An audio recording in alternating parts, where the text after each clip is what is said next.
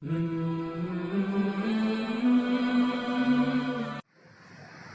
জুমার খুতবা আজকে আমি আপনাদের সামনে যে পেশ করব সেটি হচ্ছে বিষয় হালাল ও হারাম। কেন হালাল হারাম জানা শোনা জরুরি?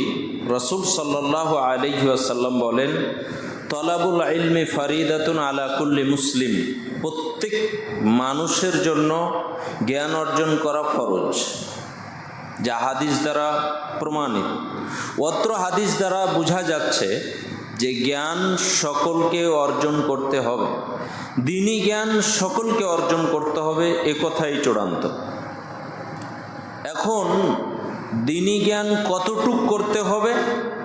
সকলকেই বুখারী পড়তে হবে, সকলকেই তাফসির পড়তে হবে, সকলকে মাওলানা পাস করতে হবে এমন কি? জি না। সকলকে ডিগ্রি অর্জন করতে হবে না, সকলকে মাওলানা পাস বাধ্যতামূলক নয়। তবে বাধ্যতামূলক হচ্ছে আপনাকে আপনার রবকে চিনা, রাসূলকে জানা, রাসূলের কথা অনুসরণ করে মেনে চলবেন, ততটুকু জ্ঞান থাকা দরকার, এতটুকু অর্জন করা ফরজ। এবং মোটা মোটা বিষয় ইসলামের হালাল ও হারাম, শিরক ও বিদআত, সুন্নাত আর বিদআত, এই জিনিসগুলো আপনাকে জানতেই হবে। আপনাকেও জানতে হবে, আপনার পরিবারকেও জানতে হবে, 7 পিঢ়ি কেন কিয়ামত পর্যন্ত পৃথিবীতে যত মানুষ আসবে সকলকে জানতে হবে। এবার হালাল ও হারাম সম্পর্কে বলা কেন প্রয়োজন মনে করলাম, তার একটি দিক আপনাদেরকে তুলে ধরি, তাহলে কথাটি বুঝে আসবে। যত কিছু ইবাদত আমরা করি তার কয়েকটা শর্ত আছে আল্লাহর দরবারে কবুল হওয়ার জন্য, কয়েকটা শর্ত আছে। তার মধ্যে একটা মোটা শর্ত হচ্ছে যে হারাম থেকে বেঁচে থাকতে হবে, হালাল রুজি ভক্ষণ করতে হবে। হারাম খেয়ে ইবাদত করলে কোনো ইবাদত কাজে আসবে না। হারাম খেয়ে হজ করলে হজ কবুল হবে না, হারাম খেয়ে তাহাজ্জুদ পড়লে তাহাজ্জুদ কবুল হবে না। হারাম জিনিস খেয়ে 5 ওয়াক্ত সালাতের পাবন্দ হলেও 5 ওয়াক্ত সালাত কবুল নেই আল্লাহর দরবারে। হারাম ইবাদতে, হারাম জিনিস খেয়ে দুয়ার জিকির আজকারে মগ্ন থাকলেও আল্লাহর দরবারে কোনো মূল্য নেই, যা একাধিকবার বলেছে। কোরআনের পাতায় পাতায় এই কথা আল্লাহ তাআলা ঘোষণা দিয়েছেন, আর রাসূল সাল্লাল্লাহু আলাইহি ওয়াসাল্লাম হাদিসের সতর্কবাণী জানিয়েছেন। এখন আমাদের মুসলিম সংখ্যা, বেশিরভাগ মুসলিম সংখ্যকের মধ্যে এই যে আমরা ইবাদত করি না এমনটা নয়, আমরা করি। মসজিদে আসি না এমনটা নয়, মসজিদে আসি। নামাজ পড়ি না এমনটা নয়, মসজিদে নামাজ পড়ি আমরা। দান করি না এমনটা নয়, দানও করি। দোয়া করি না এমনটা নয়, দোয়াও করি। কিন্তু আমাদের ঘরে ঘরে হারাম ইনকাম, হারাম সোর্স। আপনি মনে করছেন বাড়ির দরজা দিয়ে আমার হারাম যায় না, আমি খুব সতর্ক, কিন্তু বাড়ির দরজা লাগবে না, আপনার ওই যে জানালা আছে একটা, ওই জানালা দিয়ে হারাম প্রবেশ করেছে, ঢুকেছে। হয় সুদের টাকা, হয় জমি মেরে খাওয়া, মিথ্যা কথা বলে, প্রতারণা করে, ধোঁকাবাজি দিয়ে, আর কিছু করে, কোনো এক দিক দিয়ে আপনার পরিবারের আপনি লক্ষ্য করুন, দেখবেন বেশিরভাগ মানুষ হারামের সাথে জড়িত আছেই। কি কথাটা কি সত্য না মিথ্যা? হতে পারে, আমি জানি না। আপনাদের এলাকার মানুষ সচেতন মানুষ, সকলে আল্লাহওয়ালা মানুষ, হারামের সাথে এই এলাকাতে কোনো লোক জড়িত নেই মনে হয়। আল্লাহ তৌফিক দান করুক। তবে কথা হচ্ছে এই, নামাজ যে 40 বছর ধরে পড়লেন আপনি, আপনার নামাজটা যে কবুল হলো না। হজও করে চলে আসলেন শেষ বয়সে, হজটাও যে কবুল হলো না। এখন হতে পারে আপনার হিসাব নিকাশ হচ্ছে না, আপনি মনে করছেন আমি সব ঠিক আছে, পরিবার আলহামদুলিল্লাহ সঠিক চলছে, সব কিছু ভালো চলছে, খাওয়া দাওয়া ভালো হচ্ছে, সব ঠিকঠাক, জামা কাপড়ও ঠিকঠাক, পয়সাও আছে হাতে, পাওয়ার ক্ষমতা আছে, জমি হয়ে গেছে, সব ঠিকঠাক, কিন্তু আল্লাহ যখন মধ্যখানে ডেকে জিজ্ঞাসা করবে, আচ্ছা সব যে ঠিকঠাক, তো ওই লোকের কাছে এতটি টাকা মেরেছিলে, ধোকা দিয়েছিলে, মিথ্যা কথা বলেছিলে, প্রতারণা করেছিলে, সেইগুলো তো আর পালিয়ে যাবে না, সব তো নোটেড, লিখা আছে আল্লাহর কাছে। আর আমাদের অভিযোগ, দোয়া করলে দোয়া কবুল হয় না। কেন হয় না? ইবাদত তো আল্লাহর দরবারে কবুল হবে না, দোয়াটাও কবুল হবে না, দোয়াটাও কবুল হবে না। কেন কবুল হবে না? আল্লাহ তাআলা বলেন, ইয়া আইয়ুহান নাস কুলু মিম্মা ফিল আরদি হালালান তাইয়্যিবা। আল্লাহ তাআলা বলছেন, হে পৃথিবীর মানুষ শোনো, ইয়া আইয়ুহান নাস, হে পৃথিবীর মানুষ শোনো, কুলু মিম্মা ফিল আরদি হালালান তাইয়্যিবা, তোমরা ভক্ষণ করো, খাও হালাল, পবিত্র এবং বৈধ, পবিত্র এবং বৈধ জিনিস খাও, মা ফিল আরদ, যা জমিনে আমি তোমাদেরকে দিয়েছি। এই কথা আল্লাহ বলছেন। বাড়ি করো, গাড়ি করো, টাকা পয়সা, নকরি, ইনকাম, চাকরি, যা কিছু করতে হবে করো বৈধ এবং পবিত্র দিয়ে। পড়াশোনা করো, টাকা পয়সা খরচ করো বৈধ এবং পবিত্র টাকা পয়সা দিয়ে। খাওয়া দাওয়া করো বৈধ এবং পবিত্র, চলাফেরা করো বৈধ এবং পবিত্র, হজ করেন, খরচ করেন বৈধ এবং পবিত্র, দান করেন বৈধ এবং পবিত্র, আর কিছুতেই পরিবারের খরচ করেন বৈধ এবং পবিত্র। আল্লাহ বলছেন, ওয়ালা তাত্তাবিউ খুতুওয়াতিশ শায়তান ইন্নাহু লাকুম আদুউম মুবিন। 60-70 বছর বয়সে পরিবার চালাতে গিয়ে, নিজেকে প্রতিষ্ঠিত করতে গিয়ে, ছেলে মেয়ের মোহে পড়ে, নিজের কাছে টাকা পয়সা ইনকাম করতে গিয়ে, ওয়ালা তাত্তাবিউ খুতুওয়াতিশ শায়তান ইন্নাহু লাকুম আদুউম মুবিন, শয়তানের পথ অবলম্বন করিও না। মিথ্যা কথা বলে, প্রতারণা দিয়ে, ধোঁকাবাজি দিয়ে, জোর দেখিয়ে, পাওয়ার দেখিয়ে, ক্ষমতা দেখিয়ে, টেন্ডারবাজি করে, গুন্ডামি করে অন্যায় পথে যেও না। ইন্নাহু লাকুম আদুউম মুবিন, নিশ্চয় শয়তান তোমাদের প্রকাশ্য শত্রু। এটা আল্লাহর কথা, আমারও নয়, পৃথিবীর কোন সংবিধান নয়, আসমানি সংবিধান। মানুষের অন্যায় করে খাওয়া যাবে না, ধোঁকা দিয়ে নয়, মিথ্যা কথা বলে বিজনেস করা যাবে না। মিথ্যা কথা দিয়ে মানুষকে ধোঁকা দিয়ে বোকা বানিয়ে নিজেকে পণ্ডিত সাজিয়ে ভালোভাবে ইনকাম করে খাবেন আর চলবেন। শরীয়ত বলছে আপনি শয়তানের বন্ধু, শয়তানের পথ অবলম্বন করেছেন, কাজেই আপনার ইবাদত কবুল হবে না। তার মানে এটা নয় যে খালি মসজিদ আর মাদ্রাসার টাকা মেরে খাওয়াটাই হারাম। জি না, মিথ্যা কথা বলে বিজনেস করাটাও হারাম। সুদ ঘুষ তো আছেই, সুদ ঘুষ তো আছেই, চুরি তো আছেই, গন্ডামি তো আছেই। মেম্বার প্রধান সরকারি সম্পদ আত্মসাৎ করাও যাবে না, রাস্তার টাকাও আত্মসাৎ করা যাবে না, ব্রিজের টাকাও আত্মসাৎ করা যাবে না, গরিব মানুষের টাকাও আত্মসাৎ করা যাবে না, স্কুল কলেজের টাকাও আত্মসাৎ করা যাবে না। যার যেখানে যেটা সম্পদ, আদ্দিল আমানাতা ইলা মানি তামানাকা ওয়ালা তাখুন মান খানাকা, যার যেটা আমানত তাকে সেটা পৌঁছে দিতে হবে। এটাই একজন মুমিনের দায়িত্ব, এটা একজন মুমিনের দায়িত্ব। হালাল হারাম সকলকে চিনতে হবে, জানতে হবে, না হলে দুনিয়াতে ইহকালও যাবে, পরকালও যাবে, ইহকালও যাবে, পরকালও যাবে। সম্মানিত মসজিদের মুসাল্লিন ইকরাম, আপনাদের দৃষ্টি আকর্ষণ করছি কয়েকটি খুব ইম্পর্টেন্ট কথা আপনার সামনে পেশ করব। রাসূল সাল্লাল্লাহু আলাইহি ওয়াসাল্লাম বলছেন, ইয়াতি আলান নাসি জামানুন লা ইউবালিল মারউ মা আখাযা মিনহু মিনাল হালাল আম মিনাল হারাম। আল্লাহ নবী বলছেন, এমন একটা সময় আসবে, এমন একটা যুগ আসবে, এমন একটা কাল আসবে মানুষের কাছে, মানুষ বুঝতে পারবে না, পরোয়া করবে না, ভেবেও দেখবে না, ভাবার সময়টুকু পাবে না যে আমি হালাল ইনকাম করছি না হারাম। পরিবার চালাতে গিয়ে আপনার এমন একটা পরিস্থিতি এসেছে, কঠিন সময়, ধার করলেও ধার পাওয়া যায় না, ব্যাংকে গিয়েও দেখছেন টাকা নেই, পকেটও দেখছেন কিছু নেই, ফসল পানিও হয় না, টাকা তো লাগবেই। ফুট করে চলে গেলেন, লা তাত্তাবিউ খুতুওয়াতিশ শয়তান, আল্লাহ বললেন শয়তানের পথ অবলম্বন করো না। আপনি চলে গেলেন শয়তানের পথ অবলম্বন করতে। বহু মা ও বোনেরা আছে, আমাদের সরকার যখন কোনো নিয়ম নীতি বেঁধে একটা টাকা অ্যামাউন্ট মাসে মাসে দেওয়ার ঘোষণা করে, তার মধ্যে কয়েকটা শর্ত লিখে দেয়।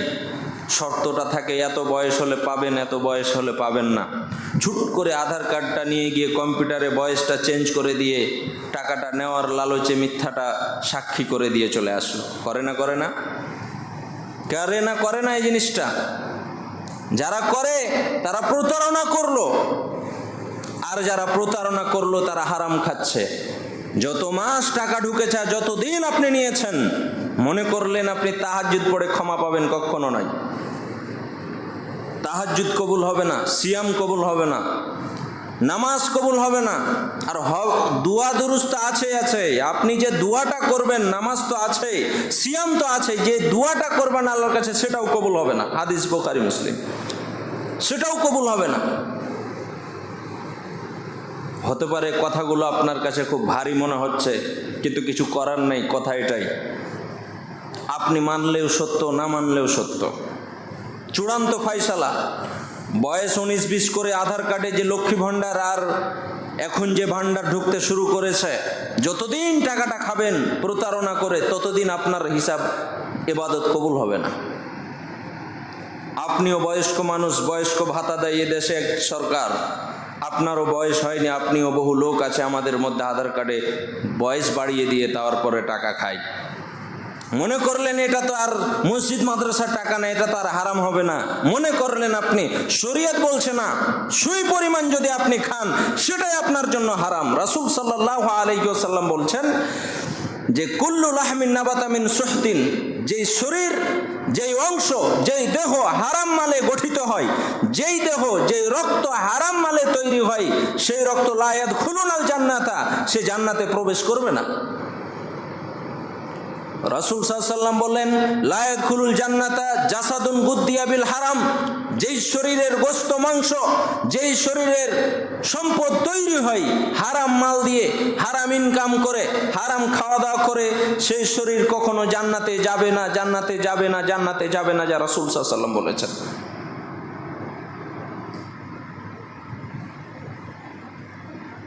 দোয়া কবুল হবে না। একটি হাদিস আপনার সামনে পেশ করি, রাসূল সাল্লাল্লাহু আলাইহি সাল্লামের এই হাদিস আপনার সামনে পেশ করি। একজন সাহাবী কাবার চত্বরে এসে দোয়া করছেন আর বলছে ইয়া রব্বি, ইয়া রব্বি, হে আমার রব, আমাকে সেই দাও, সেই দাও, ক্ষমা করো, আর কিছু বলছে। সাহাবীগণ দেখে অবাক হচ্ছে আর বলছে আল্লাহর নবী, ওই সাহাবী তো সব দোয়া নিয়ে গেল, সব নিয়ে যাবে, আজকে তো যেভাবে দোয়া চাইছে মনে হচ্ছে আল্লাহর কাছেও সব কিছু পেয়ে যাবে। রাসূল সাল্লাল্লাহু আলাইহি ওয়াসাল্লাম বললেন মাতামুহু হারাম, মাশরাবুহু হারাম, ওয়া মালবাসুহু হারাম, সে যা খায় তা হারাম খায়, সে যা পান করে তা হারাম পান করে, সে যা পরিধান করে আছে তা হারাম পরিধান করে আছে। ফান্না ইস্তাজাবু লিযালিক, তা আল্লাহর কি ঠেকা পড়েছে তার দোয়া কবুল করা?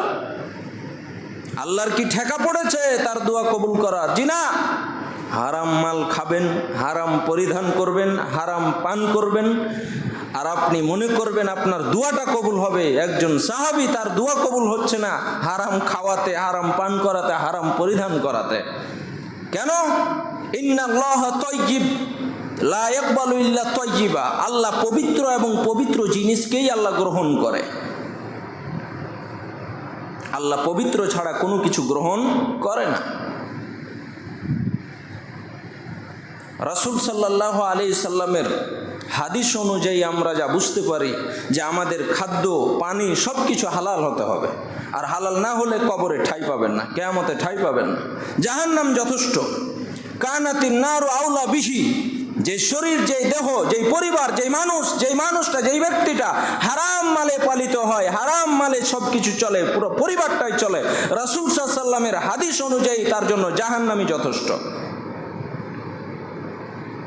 রাসূল সাল্লাল্লাহু আলাইহি সাল্লামের কথা অনুযায়ী ইয়োর ফুড শুড বি হালাল, যা খাবেন তা হালাল খান। ইয়োর ড্রিঙ্ক শুড বি হালাল, যা পান করবেন তা হালাল পান করেন।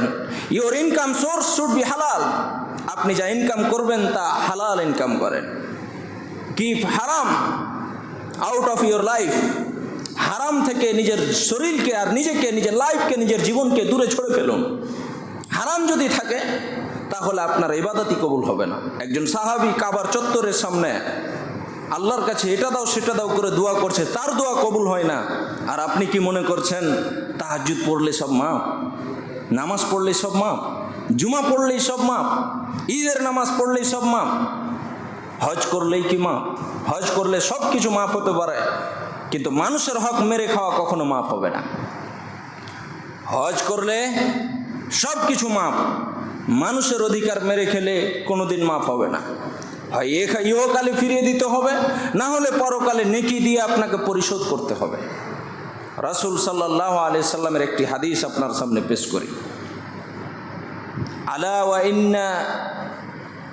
ওয়া ইন্না লিকুল্লি জাসাদি মুজগাহ ফাইদা সালুহাত সালুহা লাহুল জাসাদ কুল্লু ওয়া ইদা ফাসাদাত ফাসাদাল জাসাদু কুল্লু।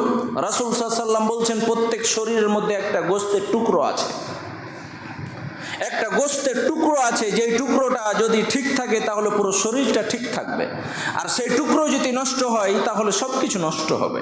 এটা হাদিস। এখন এতটুকু অনুবাদ, মোবাইল খুলেন, বাংলা অনুবাদ এতটুকু পাবেন আপনি। এখন একজন আলেমের প্রয়োজন যে আপনি এই কথাটিকে সুন্দরভাবে বুঝেন।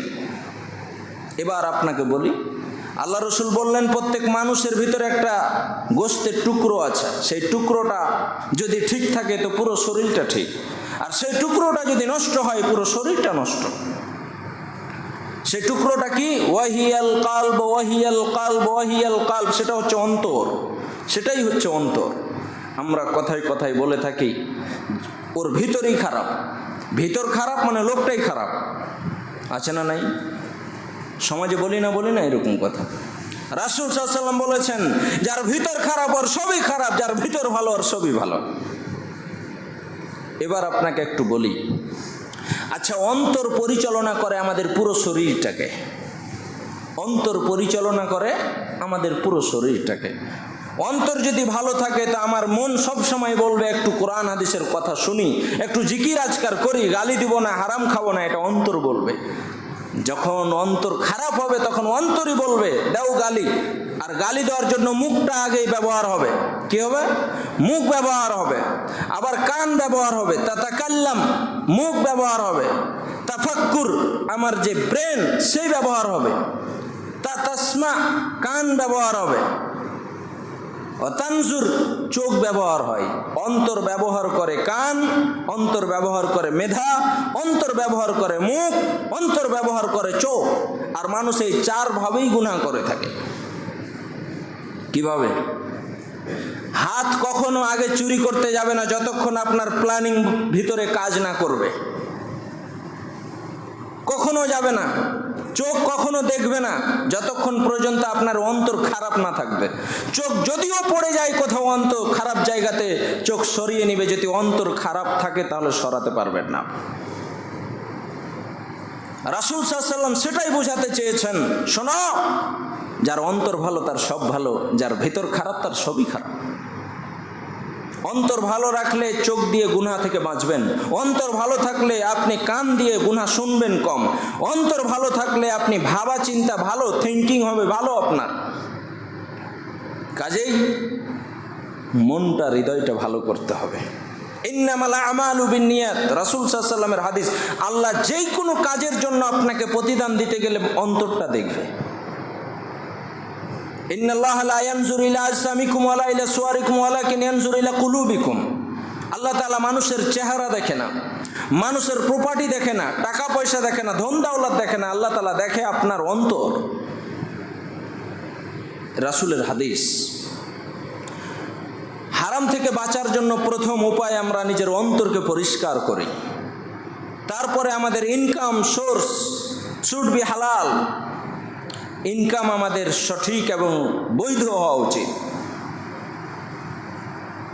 যদি আমাদের হারাম ইনকাম চলে এবং হারাম ভক্ষণ করি তা আমাদের 4-5টা ক্ষতি আছে। এক, প্রথমে আদামুদ দুয়া, আমাদের দোয়া কবুল হবে না। কি কবুল হবে না? মনে রাখবেন কথাটা। হারাম ইনকামে আমরা যদি চলি তাহলে প্রথম নম্বরে আমাদের দোয়া কবুল হবে না। দ্বিতীয় ইয়ামহুকুল বারাকা, আমাদের বরকত কমে যাবে। বরকত পরিবারে হওয়া মানে আমরা বুঝি এবার এই বছরে 5 লক্ষ টাকা আছে, সামনে বছরে 10 লক্ষ হয়ে যাবে, এটাই কি বরকত? 100 টাকা আছে 200 হয়ে যাবে, এটাই কি বরকত? জি না। 10 টাকা ইনকাম করেছেন কিন্তু 25 টাকা ওষুধে চলে যাচ্ছে, 15 টাকা আরো জুটে না, বরকত নেই। ছেলে মেয়ে অবৈধভাবে কাজ করছে, বরকত নেই পরিবারে। আপনার ইনকাম লাভও হতে পারে, লসও হতে পারে, এটাই বিজনেস, কিন্তু পরিবার অশান্তিতে আছে, বরকত নেই। টাকা পয়সা অনেক থাকতে পারে, বরকত থাকবে না যদি হারাম ইনকাম থাকে। ছেলে মেয়ে পড়াশোনা করার পরেও অশিক্ষিত হয়ে আছে, বরকত নেই। বাবা চেয়েছে ছেলে মেয়েকে বহু উচ্চ পর্যায়ে পৌঁছার জন্য, কোনো ত্রুটি রাখেনি, খরচ হাজার হাজার লক্ষ লক্ষ টাকা করেছে, কিন্তু বাবার এই প্রচেষ্টা বিফল হয়েছে, কারণ বাবার ইনকামটা ছিল হারাম, সুদ আর ঘুষ, লন আর বিজনেস, ধোঁকা আর প্রতারণা। কাজেই প্রতারণা ধোঁকা। হারাম মাল কখনো সত্যভাবে আসে না, হয় ধোঁকা, অধিকাংশটাই ধোঁকার মধ্য দিয়ে আসে। 3 নম্বরে, হারাম ইনকাম করলে জাহান্নামে যেতে হবে। 1, হারাম ইনকাম করলে দোয়া কবুল হবে না। 2, হারাম ইনকাম পথে চললে, পরিবারে বরকত থাকবে না। 3, হারাম পথে চললে, হারামভাবে খেলে জাহান্নাম আপনার জন্য যথেষ্ট। 4, হারাম ইনকাম করলে, হারামভাবে চললে রাসূল সাল্লাল্লাহু আলাইহি সাল্লাম এবং আল্লাহর ভাষা অনুযায়ী, কথা অনুযায়ী, ঘোষণা অনুযায়ী, মাহারিবুল্লাহি ওয়ালি রাসূলি, আল্লাহ এবং আল্লাহর রাসূলের তাদের সাথে যুদ্ধ ঘোষণা করেছে। কাজেই ইবাদত কবুল হওয়ার যে কয়েকটি শর্ত, 5টি শর্তের মধ্যে একটি গুরুত্বপূর্ণ শর্ত হচ্ছে এই, যে আপনার ইনকাম হবে হালাল এবং আপনার খরচ বহন করবেন আপনি হালাল পথে। আর হালাল ইনকাম হলে ইবাদত কবুল হবে না তো হবে না। মোটা কথা, একটা কথাকে আমরা কখনো ভেবে দেখেছি? আমাদের শরীর যদি কখনো খারাপ হয়, আমরা ডাক্তারের কাছে অবশ্যই যাই, পরামর্শ নিই, ডাক্তারকে বলি, ডাক্তার সাজেশন দেয়, আপনি মিষ্টি খাবেন না, আপনি গোশত খাবেন না, তাহলে ওষুধ কাজ করবে। আপনি ঠান্ডা জল পান করবেন না, তাহলে ওষুধ কি করবে? কাজ করবে। আচ্ছা, আমরা মানি না বলেন তো? মানি না। আপনি না মানলেও আপনার স্ত্রী আপনাকে বলবে ঠান্ডা পানি নয়, বাড়ির পরিবারের লোক আপনাকে বলবে না গোশত খাওয়া যাবে না আব্বু, কারণ আপনাকে ভালো রাখার দায়িত্ব ওদের আছে, আপনার প্রতি তাদের মায়া মহব্বত আছে, ভালোবাসা কাজ করছে, কারণ আপনার শরীর অসুস্থ হোক এটা আপনার পরিবার চায় না। এটা শারীরিকভাবে। আমাদের পরিবার কেন বুঝলো না যে আমরা ইনকামটা হারাম করছি না হালাল করছি? এটা একবার কেন দেখলো না? কেন আপনাকে বাধ্য করলো না? আপনার হৃদয় কি ঈমান বসবাস করেছে যে আপনাকে বাধ্য করলো না? দেখেন একটা হাদিস আপনাকে বলি। হযরতে আবু বকর রাদিয়াল্লাহু তাআলা আনহুর একটা গোলাম ছিলেন। হযরতে আবু বকর রাদিয়াল্লাহু তাআলা আনহুর একটা গোলাম ছিলেন। সেই গোলামের সাথে আবু বকরের সম্পর্ক থাকতেন। কিছু দিলে ইয়াকুলু মিনহু, সেখান থেকে উনি খেতেন, কিছু টাকা পয়সা থাকলে খেরাজ থেকে তারা নিতেন। একদিন ওই গোলাম আল্লাহর হযরত আবু বকরকে একটা খাবার নিয়ে এসে দিয়েছে, উনি সেখান থেকে ইয়াকুলু মিনহু, সেখান থেকে অল্প খেয়েছে। তখন গোলাম জিজ্ঞাসা করছে, তাদরি মা হাযা, ওই হে আবু বকর, আপনি কি জানেন যা খেয়েছেন সে খাবারটা কোথা থেকে আসলো? তখন হযরত আবু বকর বলছে, বলো কোথা থেকে আসলো, আমি তো জানি না। তখন গোলাম বলছে, কুনতু তাকাহান্তু ফিল জাহিলিয়া, আমি জাহিলি যুগে গণকি করতাম, আর সেই গণকি করে কাউরির কোনো কাজ করতাম, কিছু পেয়েছিলাম, সেখান থেকে কিছু কিনে নিয়ে এসে আপনাকে দিলাম আর আপনি খেলেন। হযরত আবু বকর জানতে পেরেই সঙ্গে সঙ্গে ফাদখালা ইয়াদাহু, তিনি তার হাত ফি ফিহি, তার মুখে ঢুকিয়ে দিলেন, প্রবেশ করালেন, চালিয়ে দিলেন হাত দিয়ে, গলা পর্যন্ত হাত চালিয়ে বমন জোরপূর্বক শরীরকে বাধ্য করলেন যে না, আল্লাহর নবী বলেছেন যেই শরীর অল্প যেই খাবার দিয়ে হারাম রক্ত আর হারাম গোশত তৈরি হবে, হারাম মাল খেয়ে যেই রক্ত আর গোশত তৈরি হবে, তার জন্য জাহান্নাম যথেষ্ট। হযরত আবু বকর এই হাদিসকে মনে রেখেছে, তখন সঙ্গে সঙ্গে দেখলে যে না, আমি যে খাবারটা খেয়েছি এটা তো হারাম, এই খাবারটা খেয়েছি হারাম। কারণ আবু বকর বলতে পারতেন যে না, আজকে খেয়ে নিয়েছি, কাল থেকে আর খাবো না, বাবারে তুমি আমাকে এই খাবার দিও না, আমি এগুলো খাই না, কথা বলতে পারতেন, কিন্তু তিনি এই কথা সহ্য করেননি। সঙ্গে সঙ্গে নিজের হাতকে গলা পর্যন্ত চালিয়ে দিয়ে বললেন, শোনো, এই গলা পর্যন্ত চালিয়ে শরীরকে বলছে বমন করো, বমি করে সেই খাবারকে পেট থেকে উগলিয়ে বের করে দিলেন আর ফেলে দিলেন, বললেন শোনো, হারাম মাল আবু বকরের পেটে যাবে না। তাদের ভিতরে ঈমান কাজ করেছে, বলেনি আজকে খেয়ে নিয়েছি, কালকে থেকে আর খাবো না, বলেনি গোলামকে তুমি যে এই মাল আমাকে খাওয়ালে কেন, বাধ্য করেনি, বকেওনি, নিজেই সতর্ক হয়ে পেট থেকে বের করে দিলেন। আর আপনি টাকা পেলে ঠুস, পয়সা পেলে ঠুস, সব কিছু নিয়ে নিলেন। তাহলে আপনার ঈমান আর ওদের ঈমান দিয়ে আপনি জান্নাতে যাওয়ার ভাবনা চিন্তা রাখছেন? আল্লাহর নবী, যিনি নবী, রাস্তা দিয়ে চলছেন, মাররা বিতামরাতিন বিথিত তরিক, আল্লাহ নবী যাচ্ছেন একটি রাস্তা দিয়ে, একটা খেজুর পড়ে আছেন। আল্লাহ নবী বলছেন ইন্নী আখাফু, আমার ভয় হচ্ছে, মিনাস সাদাকা, এই খেজুরটি যদি সাদাকার না হতো তাহলে আমি সেটাকে উঠিয়ে খেয়ে নিতাম, কিন্তু সাদাকার হতে পারে, এখনো কনফার্ম না, সন্দেহ। তাও আল্লাহ নবী বলছে যে না, আমি খাবো না, খাইনি।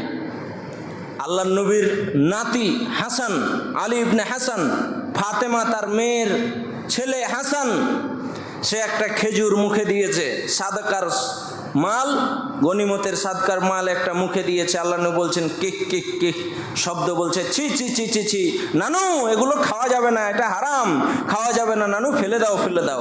আল্লাহ নবী ছোট একটা বাচ্চাকেও খেতে দিলেন না, তার নাতি মহাব্বতের ভালোবাসার প্রাণের জান্নাতের সর্দার যুবকদের, তাদেরকে খেতে দিলেন না, নিজে খেলেন না। আবু বকর খায়নি, হযরতে উমর কাঁদতেন, হযরতে উসমান কাঁদতেন, হযরতে আলী সতর্ক থাকতেন। ইসলামকে যারাই মেনেছে, যারা ইসলামের লিডার, যারাই প্রচার প্রসার করে, যারাই প্রচারক, যারা ইসলামকে মেনেছে, তাদের জন্য তারা এইভাবে সাদকা এবং মানুষের মালকে অন্যায়ভাবে ভক্ষণ করেনি।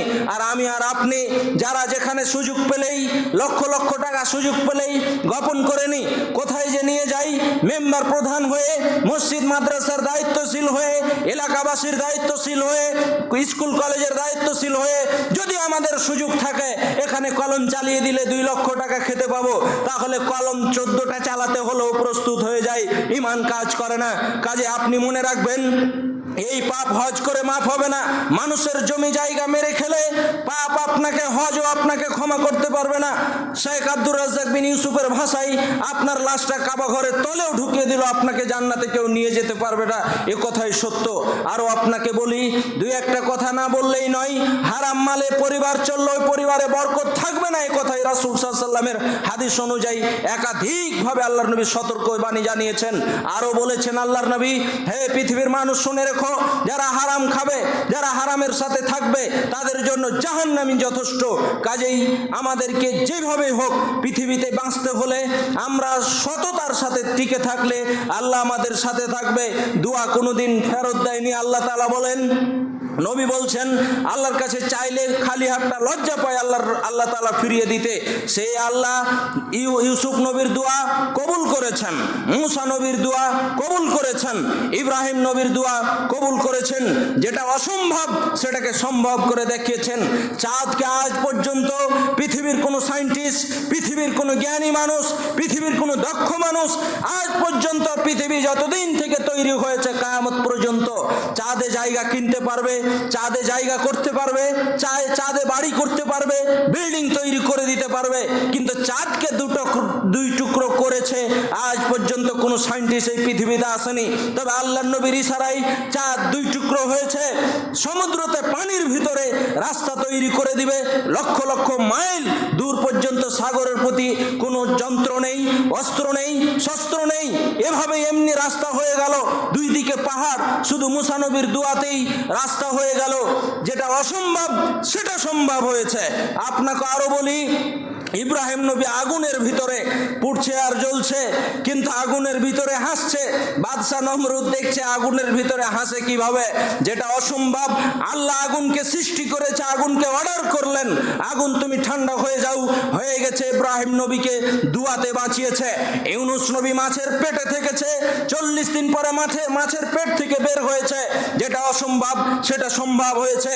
আজও আপনাকে বলছি, হাইবাটোলা এই আলকুবা মসজিদের মুসল্লি এবং যারা অনলাইনে, যারা যেখান থেকে এই বক্তব্যতে শরীক আছেন এবং দেখবেন, সকলকে আমার অনুরোধ থাকলো, এতগুলো নবী, ইউসুফ নবীকে যে একজন বাচ্চা গোলাম বিক্রি হয়েছে, জেলখানায় ঢুকেছে, জেলখানা থেকে বের হয়ে মিশরের বাদশা হয়েছে, ফেরাউনকে পাওয়ার পক্ত শক্তিশালী থাকা সত্ত্বেও ডুবে গেছে। এতগুলো নবীকে, অসহায় মানুষকেও আল্লাহ বাদশা বানিয়েছে, নেতা বানিয়েছে, দক্ষ ইমাম বানিয়েছে, দক্ষ লিডার বানিয়েছে। কিসের কারণ? সততার কারণ, দুয়ার কারণ। কিসের কারণ? সততার কারণ, দুয়ার কারণ। কিসের কারণ? সততার কারণ, দুয়ার কারণ। কিসের কারণ? হালালের কারণ। কিসের কারণ? বৈধ কারণ। কিসের কারণ? ইমানের কারণ। এতগুলো কারণ আছেই বলেই অসম্ভবকে সম্ভব করেছে। আজও আপনাকে বলছি, আপনিও যদি জান্নাতে যেতে চান, অসম্ভবকে সম্ভব করতে চান, আল্লাহর কাছে সব কিছু সম্ভব। আল্লাহ চাইলে হাইবাটোলা কেন, পুরো ভারতের মুসলমানকে একসাথে জান্নাতে দিতে পারবে, চাইলে একসাথে জাহান্নাম দিতে পারবে। আপনি যদি দোয়া করেন, সারা পৃথিবীতে যতগুলো মুসলমান আছে সকলের হেফাজত আল্লাহ করবে, সকলের হেফাজত আল্লাহ করবে। আপনি যদি দোয়া করেন, আপনার দোয়া ঠিক অসম্ভবকে সম্ভব তৈরি করতে পারবে। কাজেই আপনাকে হতে হবে সত্য, আপনাকে রাখতে হবে সততা, আপনাকে রাখতে হবে ঈমান। আবু বকরের মতো ঈমান, আলীর মতো ঈমান, উসমান রাদিয়াল্লাহু তাআলা আনহুর মতো ঈমান, বিলাল রাদিয়াল্লাহু তাআলার মতো ঈমান আপনাকে রাখতে হবে। নবীদের মতো ঈমান আপনাকে রাখতে হবে, সাহাবীদের মতো ঈমান আপনাকে রাখতে হবে, নবী রাসূলদের অনুসারীদের সালফে সালেহিনদের মতো ঈমান আপনাকে রাখতে হবে, ইমামদের মতো ঈমান। তাহলে আপনার দোয়া আল্লাহর দরবারে কবুল হবে। আর আপনি দেখবেন সত্যি আপনার সাথে আল্লাহর সৎ এবং মাদাদ এবং সহযোগিতা নিশ্চয় থাকবে। আল্লাহ আমাদের সকলকেই সঠিকভাবে হালাল উপার্জন করার তৌফিক এনায়েত করুক। আমরা বলি আমিন।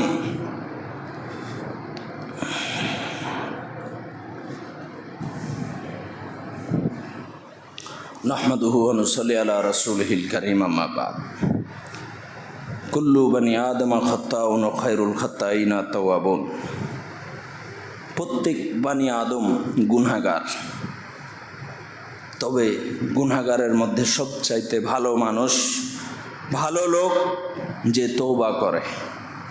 তওবা করলে মাফ, তওবা করলে মাফ, তওবা করলে মাফ। শিরকের পাপ ক্ষমা হবে না।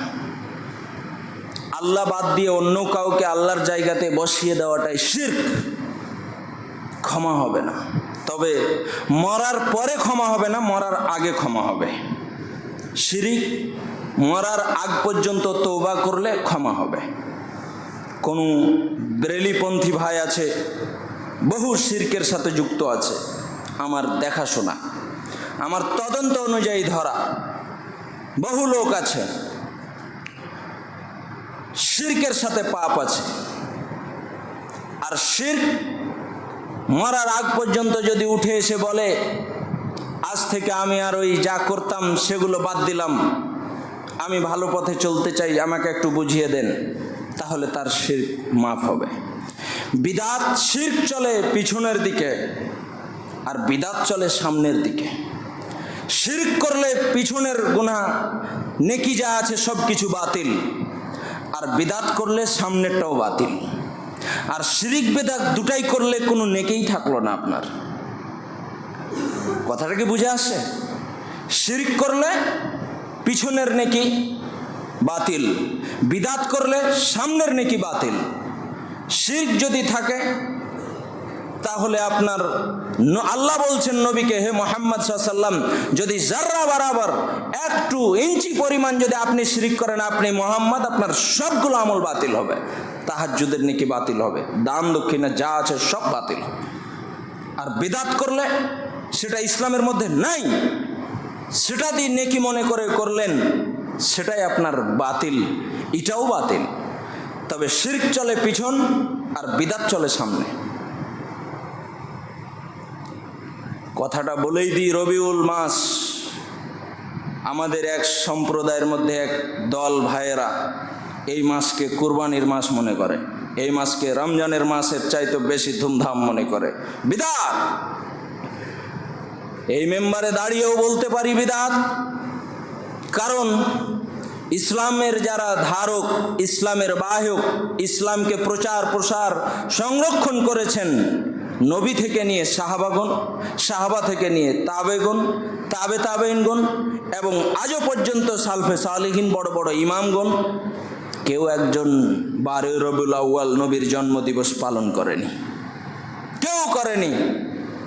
তাহলে যারা করে তারা নিশ্চয়ই বিদআত করছে, নিশ্চয়ই বিদআত করছে, এতে কোনো সন্দেহ নেই, এতে কোনো সন্দেহ নেই। আর একটা কথা, শিক্ষিত মানুষ যারা তারা কিন্তু এইসব কাজে জড়িত নেই, হালুয়া রুটিতে জড়িত নেই, কবরে আগরবাতি জ্বালাতে যায় না, চাদর চড়াতে যায় না, এমনকি যারা শিক্ষিত একটু বড় ধরনের আলেম তারাও যায় না। ওদের মধ্যেও দেখবেন আপনি, ওদের মধ্যেও দেখবেন যায় না। যায় কারা? যারা কিছুই জানে না, লুটেপুটে খায় যারা ধর্মকে, তারাই যায়। যেমন দেশটাকে কিছু নেতা লুটেপুটে খাচ্ছে, মিথ্যা বলতে হলো বলছে, আর বাপকে ভাই বলতে হলো বলছে, ভাইকে বাপ বলতে হলে বলে ফেলছে। যাদের কোনো ধর্ম নেই তারা ধর্মের ধারক হয়ে বসে আছে। ঠিক তেমনি ইসলাম প্রচার প্রসারের মধ্যে যারা শিরক আর বিদআতকে জায়গা দিয়েছে, রোপণ করেছে এবং যারা এর সংরক্ষণ করছে, তাদের ইহকালও যাবে, পরকালও যাবে। মনে রাখবেন একটা কথা, হারাম সম্পদের মধ্যে শুধু নয়, মনের মধ্যেও চলে। সম্পদের মধ্যে শুধু হারাম নয়, শরীরের মধ্যেও চলে, ধর্মের মধ্যেও চলে। আল্লাহ নবী বলেছেন, আল হালালু বাইয়িন ওয়াল হারামু বাইয়িন, হালাল স্পষ্ট, হারাম স্পষ্ট। আর কিছু সন্দেহজনক জিনিস আছে, সেইগুলো সন্দেহজনক, কাজেই যে সন্দেহ থেকে বেঁচে গেল সেই বেঁচে গেল, যে সন্দেহের মধ্যে পড়ে গেল সে হারামের মধ্যে পড়ে গেল। মিলাদুন নবী যদি সন্দেহই থাকে আপনার কাছে স্পষ্ট না হয়, তাহলে এটা সন্দেহ, আর সন্দেহটাই নিশ্চয়ই হাদিস বুখারী দিয়ে সেটা আপনার জন্য হারাম। সম্মানিত উপস্থিতি, আমাদের বক্তব্যের মাঝে কয়েকটি কথা আপনাকে তুলে ধরলাম। সেটি হচ্ছে সম্পদের দিক দিয়ে, ইয়োর ফুড শুড বি হালাল, যা খাবেন তা হালাল। ইয়োর ড্রিঙ্ক শুড বি হালাল, যা পান করবেন তা হালাল। Your income source should be হালাল, যা আপনি ইনকাম করবেন সেটা হালাল। আর হালাল পথে আপনাকে পরিবার চালাতে হবে, কষ্ট হলেও, কথা সত্য, মানতে বাধ্য আপনাকেও আমাকেও।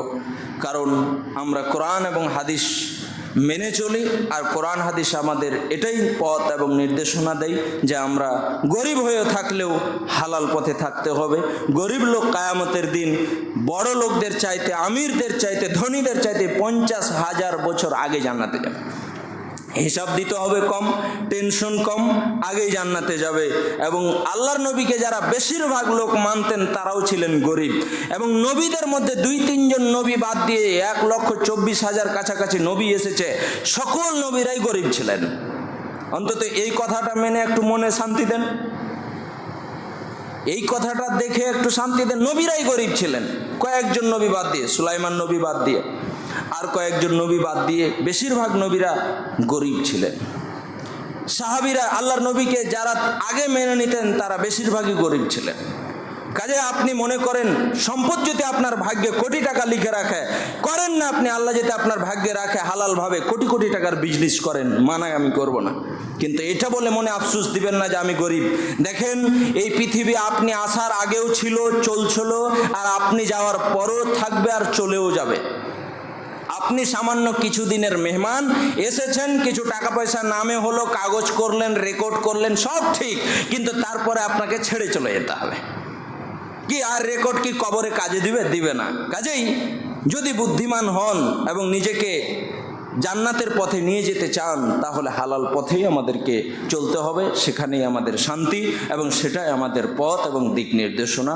আল্লাহ আমাদের সকলকে, আমি অন্তর থেকে দোয়া করি, আল্লাহ আমাদের সকল হাইবটলা এবং এই মুথাবাড়ি সকল মানুষকে সঠিক শিরক মুক্ত এবং বিদাত মুক্ত ইসলাম ধর্মকে মানার তৌফিক এনায়েত করুক, আমরা বলি আমিন। এবং হালালভাবে রোজ ইনকাম করার এবং সোর্স ইনকামের পথ আমাদেরকে বের করে দিক আল্লাহ, এবং আমরা আমাদের জীবন অতিবাহিত করতে পারি, আমরা বলি আমিন। যারা এই এলাকার মধ্যে এবং পুরো মুসলমান জাতির মধ্যে যারা অসুস্থ আছে, আল্লাহ তুমি তাদেরকে সুস্থ করো, আমরা বলি আমিন। যারা আমাদের মধ্যে বয়োজ্যেষ্ঠ মানুষ, যাদের ইবাদতে ত্রুটি হচ্ছে, আল্লাহ তুমি তাদের এই টুটাফুটা ইবাদত এবং আমাদের সকলেরই যারা আমরা যতটুকু ইবাদত করতে পারছি, আল্লাহ তুমি আমাদের ইবাদতকে কবুল করো, আমরা বলে আমিন। আল্লাহ আমাদের মধ্যে যারা মায়েরা বোনেরা এসেছেন এবং যারা আছেন, সকলের ইবাদতকে কবুল করো এবং সঠিকভাবে চলার তৌফিক এনায়েত করো, আমরা বলে আমিন।